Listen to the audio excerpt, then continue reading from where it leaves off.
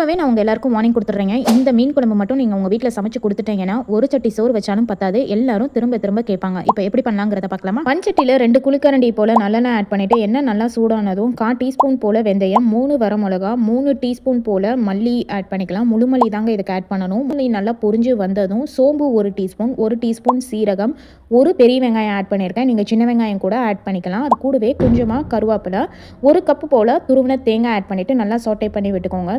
ஓரளவுக்கு வெங்காயமும் தக்காளியும் நல்லா வதங்கி வந்ததும் 2 பழுத்த தக்காளியும் ஆட் பண்ணிக்கோங்க. அதுவும் நல்லா வதக்கி விட்டுக்கோங்க. ஆறுனதும் அரைச்சு தனியாக எடுத்து வச்சுக்கோங்க. இப்போ அதே மண்சட்டியில் 1 குளிக்கரண்டி போல் நல்லெண்ணெய் ஆட் பண்ணிவிட்டு 5லேருந்து 6 வெந்தயம், 1/4 டீஸ்பூன் போல் கடுகு, கொஞ்சமாக கருவேப்பிலை ஆட் பண்ணிவிட்டு வரமிளகா 1, 2 பச்சை மிளகாவை நீட்ட வாக்கில் நறுக்கி வச்சுருக்கேன். அதையும் இது கூட ஆட் பண்ணிவிட்டு 10லேருந்து 15 பல்லு போல் கார்லிக் ஆட் பண்ணிக்கிறேன். அது கூடவே கொஞ்சமாக ஒரு 1/4 டீஸ்பூன் போல் மஞ்சள், 1 டீஸ்பூன் சில்லி பவுடர், 1 டீஸ்பூன் குழம்பு மிளகாய்த்தூள், 1 டேபிள் ஸ்பூன் போல் மல்லி ஆட் பண்ணிக்கலாம். மல்லி பொடியை ஆட் பண்ணிவிட்டு நல்லா சாட்டே பண்ணி விட்டுக்கோங்க. இந்த மசாலா கரிஞ்சிடக்கூடாது. கரிகிறதுக்கு முன்னாடியே ஒரு லெமன் சைஸ் புளியை வந்து கரைச்சி வச்சுருக்கேன். அதையும் இது கூட ஆட் பண்ணிடலாம். மீன் குழம்பு செய்கிறப்ப மட்டும் மசாலாவை இந்த மாதிரி புளி தண்ணியில் கொதிக்க விடுங்க. இந்த மாதிரி நல்லா எண்ணெய் பிரிஞ்சு வந்துடணும். இந்த மாதிரி பண்ணுறதுனால புளி வந்துட்டு சீக்கிரமாகவே வெந்து கிடக்கும். மசாலா வந்து ரொம்ப நல்ல ஒரு டேஸ்ட் கொடுக்கும். இப்போ பாருங்கள், மசாலா நல்லா பிரிஞ்சு வந்துருச்சு, புளியும் வந்துட்டு நல்லா வெந்துருச்சு. இந்த ஸ்டேஜில் நம்ம ஆல்ரெடி வறுத்து அரைச்சி வச்சிருக்கிற விழுதை ஆட் பண்ணிக்கலாம். நல்லா சாட்டே பண்ணி விட்டுக்கோங்க.